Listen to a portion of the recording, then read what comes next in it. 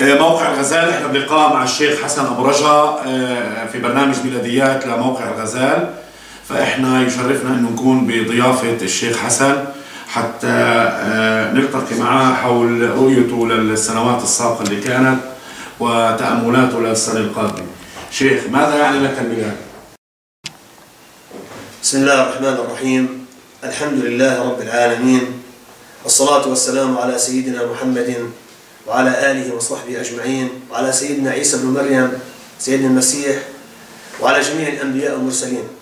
وبعد، أهنئ أهلنا وأبناء شعبنا وأخواننا في هذه البلدة الطيبة من المسيحيين على جميع انتماءاتهم وطوائفهم بمناسبة الأعياد المجيدة، عيد ميلاد السيد المسيح عليه السلام ورأس السنة الميلادية، متمنيا من الله عز وجل أن تعود هذه الأعياد على الجميع، وقد تحقق الأمن والأمان والسلام والسعادة لجميع الناس في بقاع الأرض. طبعا ميلاد سيدنا المسيح عليه السلام له خاصية وله اعتبار كبير في دين الإسلام. كيف لا؟ نحن نعتقد بأن المسيح عليه السلام هو نبي مبارك ورسول من الله عز وجل كباقي الأنبياء. ونحن من أركان الإيمان عندنا في الإسلام أن نؤمن بالله ونؤمن بجميع أنبياء الله، لا نفرق بين أحد منهم. وسيدنا المسيح وأمه مريم لهما المكانة والتقدير العظيمين في دين الإسلام. والله عز وجل اختص السيدة مريم عليها السلام أم المسيح بالتبجيل والإكرام وطهرها، وهي العفيفة الطاهرة البتول، وذكرها القرآن الكريم وهي المرأة الوحيدة التي ذكرت في كتاب الله سبحانه وتعالى بالاسم الصريح، وخصها القرآن الكريم بسورة كاملة هي سورة مريم. والسيد المسيح عليه السلام هو نبي كريم وهو نبي مبارك. يقول الله عز وجل على لسان سيدنا عيسى عليه السلام في القرآن الكريم: وجعلني مباركا أينما كنت وأوصاني بالصلاة والزكاة ما دمت حيا وبرا بوالدتي ولم يجعلني جبارا شقيا والسلام علي يوم ولدت ويوم أموت ويوم أبعث حيا. ويقول النبي سيدنا محمد صلى الله عليه وسلم في حق سيدنا عيسى المسيح عليه السلام قال: أنا أولى الناس بعيسى بن مريم في الدنيا والآخرة فليس بيني وبينه نبي. ويقول عليه الصلاة والسلام: الأنبياء كلهم أخوة، أمهاتهم شتى ودينهم واحد.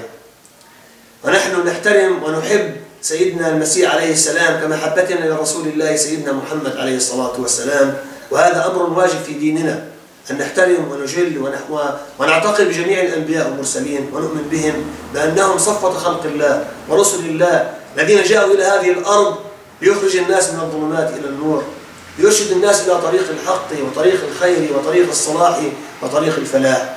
مرة أخرى أتوجه لأهلنا باسمي وباسم المسلمين في هذه البلدة، أتوجه لهم بالتهنئة العطرة والمباركة بهذه المناسبة الكريمة المباركة، مناسبة ميلاد سيدنا المسيح عليه السلام ومناسبة السنة الميلادية القادمة إن شاء الله تعالى، سائلا المولى عز وجل أن تكون هذه المناسبة مناسبة خير وبركة على الجميع، وأن تكون السنة القادمة علينا في هذه البلدة سنة خير وسنة نماء وسنة ازدهار، وتكون إن شاء الله هذه السنة القادمة سنة سلام في جميع أقطار العالم.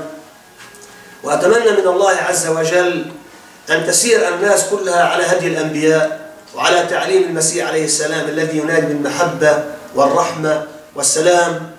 فسيدنا المسيح وهو القائل: أحبوا أعداءكم وباركوا لاعنيكم وأحسنوا إلى مبغضيكم، من ضربك على خدك الأيمن فأدر له الأيسر. هذه تعاليم المسيح عليه السلام، فنحن بحاجة أن نعود إلى هذه التعاليم السماوية، إلى تعليم الأنبياء، تعليم القرآن الكريم والإنجيل والتوراة، لأن هذه التعاليم هي الضامن الوحيد لكي يخرج الناس من هذه الظلمات، من هذه المتاهات التي نعيشها في هذه الأيام، كثرة العنف وكثرة المشاكل والقتل في جميع أقطار الأرض. هذا أمر مؤسف جدا.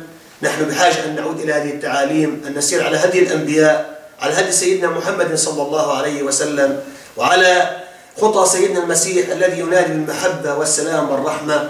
أسأل الله سبحانه وتعالى مرة أخرى لأهلنا ولأبناء شعبنا في هذه البلدة وفي هذه البلاد الطيبة المباركة أن ينعموا بالسعادة والرخاء والرحمة وأسأل الله سبحانه وتعالى لنا ولهم ولجميع الناس أن تكون هذه السنة القادمة سنة السلام على الجميع، وكل عام والجميع بخير.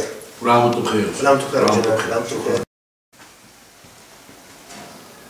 وأتقدم بالشكر في هذه المناسبة لإخواننا القائمين على موقع الغزال على هذه المقابلة الطيبة، وأتمنى لهم إن شاء الله التقدم والازدهار والنجاح إن شاء الله تعالى.